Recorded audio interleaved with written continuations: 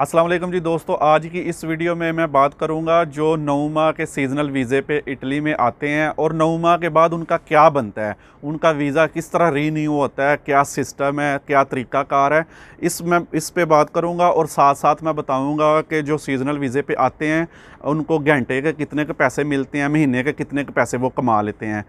तो बहुत सारे दोस्तों को पता नहीं है इस सिस्टम का। एजेंट जो पाकिस्तानी या इंडिया के एजेंट हैं वो सब अच्छे की रिपोर्ट देते हैं।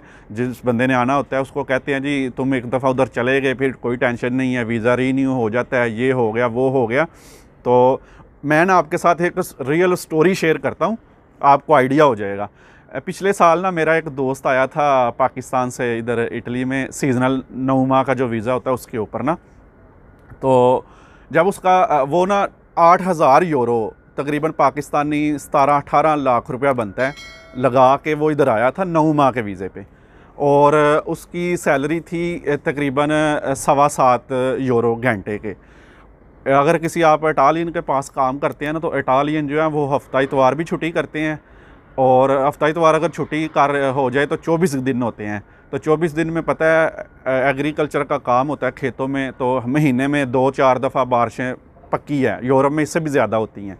तो समझ लें कि आपने 18-20 दिन काम करना है, 7.25 यूरो घंटे के, 8 घंटे 9 घंटे काम होता है, इससे ज़्यादा होता भी नहीं है। सूरज गुरूब हो जाता है, दिन छोटे होते हैं, ठीक है। तो हिसाब कर ले कितने बंदा पैसे कमा लेता है। 8,000 यूरो जो बंदा लगा के आता है ना इधर, मतलब 16-17 लाख रुपया, 18 लाख रुपया, मुझे नहीं लगता कि वो पैसे भी पूरे कर सकता है, ठीक है। अच्छा, वो मैं आपको दोस्त की स्टोरी सुना रहा था कि वो आया 8,000 यूरो लगा के इधर। तकरीबन 8 माह बाद जब उसका वीज़ा ख़त्म होने वाला था ना, तो जिस बंदे ने उसको बुलाया था ना, तो वो आगे वीज़ा रीन्यू करने के उसके पैसे ले रहा था उसे कहता था कि मैं कॉन्ट्रैक्ट तुम्हें दूंगा पर मैं पैसे लूँगा। उसने फिर मुझे भी बताई कि ये स्टोरी है यार, तो कोई बंदा ढूंढो, कोई फ्री वाला मिल जाए या थोड़े पैसे वाला कोई मिल जाए। मैंने भी बातचीत की बंदों से, तो कोई 4,000 यूरो मांगे, कोई 5,000 मांगे कि जी हम कर देंगे पर हम इतने पैसे लेंगे।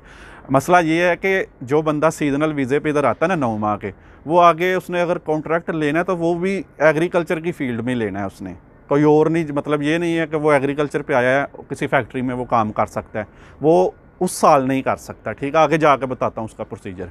वो उसको एग्रीकल्चर का ही वीज़ा चाहिए, मतलब कॉन्ट्रैक्ट चाहिए।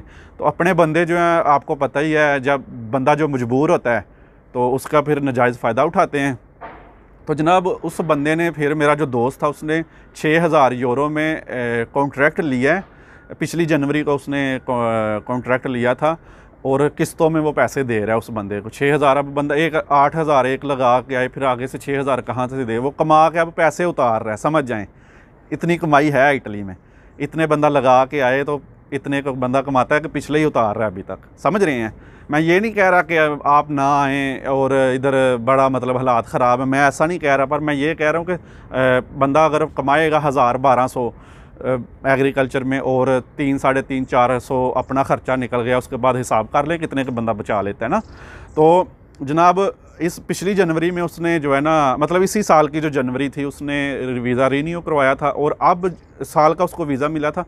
अब जाके उसने फिर जनवरी को कॉन्ट्रैक्ट जो है वो कोई और लगाएगा। अब कोई भी कॉन्ट्रैक्ट लगा के किसी फैक्ट्री का, किसी रेस्टोरेंट का, तो वो वीज़ा जो उसका रीन्यू होगा, उसको अब मेरे ख़्याल में 2 साल का वीज़ा मिलेगा। तो अब वो कहीं भी काम कर सकता है। पहले साल जो होता है ना, वो आपने सिर्फ एग्रीकल्चर में करना है। तो बहुत सारे बंदों को पता नहीं है इस सिस्टम का। वो सिर्फ ये समझते हैं कि हम एक दफ़ा चले गए तो आगे जो है वो बड़ा इजी है। इजी शीज़ी कुछ नहीं है। अच्छा, अगर देखें आप अगर वीज़ा रीन्यू नहीं करवाते, ये मैं थोड़ी बात करना भूल गया हूँ, मतलब 9 महीने का आपका वीज़ा ख़त्म हो जाता है, तो अगर आप जाना तो आपने अपने मुल्क में, जब वीज़ा ख़त्म हो जाता है कोई भी, अगर आप नहीं जाते तो उसका फिर करते लोग ये हैं कि फिर असाइलम करवा लेते हैं। असाइलम यही समझ लें कि जैसे कोई बंदा डंकी लगा के आता है वो भी असाइलम ही करवाता है, और जो सीज़नल वीज़े पे आया है उसका वीज़ा ख़त्म हो गया तो उसने असाइलम ही करवाना है, या फिर किसी और कंट्री में चला जाएगा, जाकर उधर भी असाइलम ही करवाना है। तो ये तरीक़ाकार है, ये सिस्टम है। जब भी मैं आपको मशवरा देता हूँ कि जब भी आप किसी बंदे से वीज़ा लें तो उससे आगे रीन्यू करवाने का प्रोसीजर भी पूछें, क्या उसकी वो ज़िम्मेदारी लेता है, वो करवा के देगा क्या कहता है वो।